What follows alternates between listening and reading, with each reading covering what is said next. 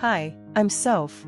I'm 28 and doing well in my marketing job, and I'm married to Hani, a great guy who's 30 and a successful software engineer. We were living our dream, or so I thought. When we first got married, I wanted to be the perfect daughter-in-law. Hani's parents, Linda and Robert, seemed nice at first. I brought homemade pies to family dinners, helped with the dishes, and listened to Linda's long stories about her book club.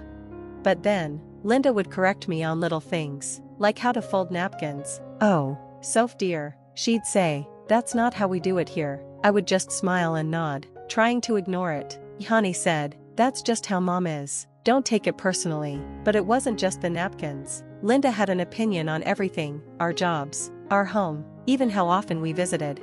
One day, I told my best friend Sarah about it. "They sound like a nightmare," she said. "How does Hani not see this?" I sighed and explained that he thought I was overreacting. Sarah said, "You need to set some boundaries." Every time I tried to talk to Hani, he would defend his mom. "They're just trying to help," he'd say. Then came Thanksgiving. Linda called to say she would host dinner this year. "I know you offered, Soph, but you're still learning how to entertain," she said sweetly. I bit my tongue and agreed. She added, "Oh, and bring a homemade pumpkin pie, no store-bought. And please come early to help set up." I hung up, feeling angry. Hani walked in and asked what was wrong. I hesitated but finally said, "It's just Linda's demands and constant criticism. I feel like nothing I do is good enough." Hani sighed. "She's just old-fashioned, Soph. It's her way of caring." I couldn't believe it. "Caring? She makes me feel terrible half the time." "Let's not fight about this. It's just one dinner. We'll get through it, okay?" Hani said. I nodded, but inside, I was dreading Thanksgiving. Sometimes, the people who are supposed to be family can be the most toxic. Thanksgiving Day arrived, and Hani and I drove to his parents' house. I held the homemade pumpkin pie, hoping it would meet Linda's high expectations. "Ready?" Hani asked, squeezing my hand. "As ready as I'll ever be," I said, forcing a smile. We walked in, and Linda immediately spotted the pie. "Oh, Soph, you actually made it yourself? How quaint." I bit my tongue and went to the kitchen to help. During dinner, the tension was thick. Linda took a bite of my pie and made a face. "Well, it's interesting. Maybe next time you could try using a proper recipe." That was it. I'd had enough. "Linda, I followed your recipe exactly. If you don't like it, just say so instead of making these passive-aggressive comments." The table went silent. Linda's eyes narrowed. "Excuse me? I'm only trying to help you improve. You clearly need it." "Help me? You've done nothing but criticize and put me down since I married Hani." Linda gasped dramatically. "How dare you, Robert? Are you hearing this?" Robert jumped in. "Now, Soph, that's no way to speak to your mother-in-law. Apologize, right now." I looked at Hani, hoping he'd back me up, but he just stared at his plate. My voice shaking, I said, "I will not apologize for standing up for myself." Linda stood up and pointed at the door. "Get out, both of you. I won't tolerate such disrespect in my house." Finally, Hani spoke. "Mom, come on, this is ridiculous. Don't you dare take her side." "Hani," Linda yelled, "choose right now, us or her." Hani looked at me, then at his parents. He stood up and took my hand. "Let's go, Soph." We drove in silence to a nearby hotel. Once we were in our room, the reality of what happened hit me, and I started crying. Hani held me and said, "I'm so sorry, Soph. I should have stood up to them sooner." "Why didn't you?" I asked between sobs. Hani sighed. "I guess I was in denial about how bad things had gotten. I kept hoping if we just tried harder." "Hani, we shouldn't have to try harder. They're the problem, not us." We spent the night talking, really talking for the first time in months, about his parents, our marriage, and everything in between. "We need to set some serious boundaries," I said. "I can't keep living like this." Hani nodded. "You're right. No more excuses. From now on, we're a team. My parents will either respect that, or they'll have to deal with the consequences." As we lay in that hotel room, I felt both sad and relieved. Sad that it had come to this, but relieved that Hani finally understood. "What do we do now?" I asked. Hani pulled me closer. "We start over. We'll build our own traditions. And maybe my parents will come around, but if they don't, we'll be okay." I nodded, feeling stronger than I had in months. This Thanksgiving had been a disaster, but it was also a turning point. No more pretending everything was perfect. Ihani and I decided we had enough.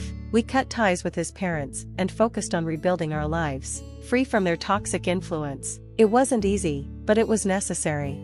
We found a cute little apartment across town, far from his parents' neighborhood. We spent weekends painting and decorating, making it truly our own. No Linda criticizing our color choices, no Robert making rude comments about our furniture. It felt like we could finally breathe. Work became my escape. I threw myself into my projects, and it paid off. One day, my boss called me into her office. "Soph, your performance has been outstanding. We'd like to offer you a promotion to senior marketing manager." I was over the moon. When I told Ihani, he picked me up and spun me around the living room. "I'm so proud of you, Soph," he said, smiling from ear to ear. Ihani was doing great too. He started a side project, developing an app for local businesses, and it really took off. "Babe, I just got another client," he'd shout, and we'd do our silly victory dance in the kitchen. Our relationship grew stronger, we talked more, laughed more, and it finally felt like we were a team, facing the world together. Then, about 6 months after Thanksgiving, everything changed. Ihani got a call from his mom. "What do you mean, gambling addiction?" he asked, his face going pale. I could only hear his side of the conversation, but it was enough to know something was wrong. Apparently, Robert had a secret gambling problem, and it had gotten out of control. They were about to lose their house. When Ihani hung up, he looked shocked. They lost everything. Soph, the house, their savings, everything. I felt a mix of emotions, shock, a little bit of satisfaction, I'm only human, and dread, because I knew what was coming. Sure enough, the next day, Linda called Ihani. He put it on speaker. "Ihani, darling," she said sweetly, "your father and I are in a bit of trouble. We were wondering if we could stay with you and Soph for a while, just until we get back on our feet. Rent-free. Of course, you wouldn't charge your own parents, would you?" Ihani looked at me, clearly torn. I don't know, Mom, we'd have to talk about it." After he hung up, Ihani turned to me. "Soph, I know things have been bad, but they're still my parents. Maybe if we help them, they'll realize how wrong they were. Maybe we can fix things." I took a deep breath. "Ihani, honey, I know you want to help, but think about everything they put us through, the criticism, the manipulation, kicking us out on Thanksgiving, and now they want to move in, rent-free? But they're family," he said softly. "Family doesn't treat each other the way they treated us," I replied. "If we let them move in, we'll be right back where we started. All the progress we've made, all the peace we've found, it'll be gone." Ihani was quiet for a long time, then he nodded slowly. "You're right, God, you're right. I can't believe I even thought about it. It's just, they're my parents, you know?" I hugged him tightly. "I know, babe, and it's awful that they've put you in this position, but we need to protect ourselves, our relationship, and the life we've built. You're right, no more toxic influences. We've come too far to go back now." As we stood in our little apartment, I felt both relieved and sad. Relieved that we were sticking to our boundaries, but sad that it had come to this. Still, I knew we were making the right choice. Sometimes, the hardest decisions are the ones that help us grow the most. Ihani made the call to his parents and put it on speaker. "Mom, Dad, we've talked it over, and we can't let you move in with us," he said. Linda's voice immediately became sharp. "What? How could you do this to us? We're your parents." "I'm sorry, but it's just not possible," Ihani replied firmly. "This is all Soph's doing, isn't it?" Linda snapped. "She's turned you against us."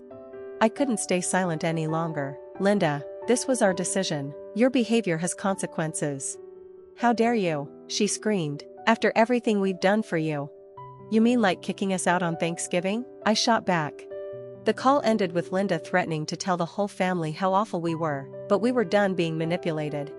We decided to host a housewarming party, inviting extended family and friends. It was time to set the record straight. During the party, Ihani's cousin, Amy, approached me. "Hey, Soph, is it true you refused to help Linda and Robert because you're jealous of their relationship?"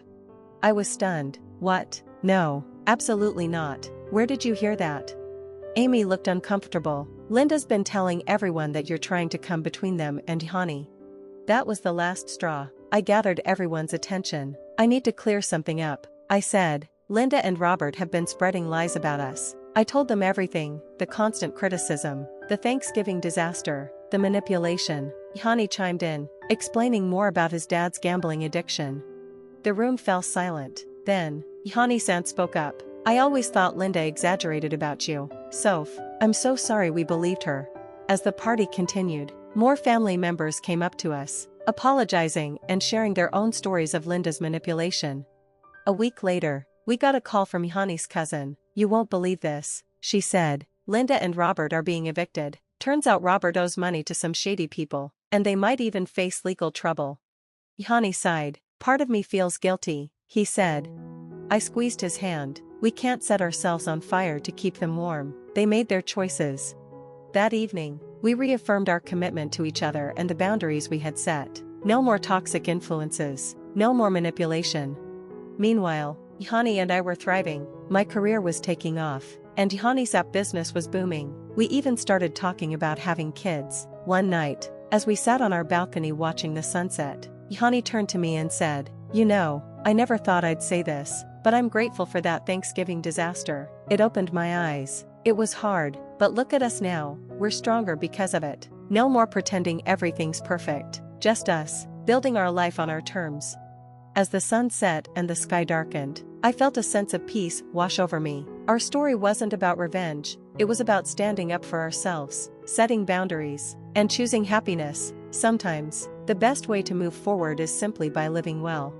Now that our story is over, I have a question for you. Was I wrong to refuse to help my in-laws, even after everything they put us through? Despite their serious financial troubles, where do you draw the line between family loyalty and taking care of yourself? Should we always help family, no matter how toxic they've been? Or is it okay to protect our own mental health and happiness?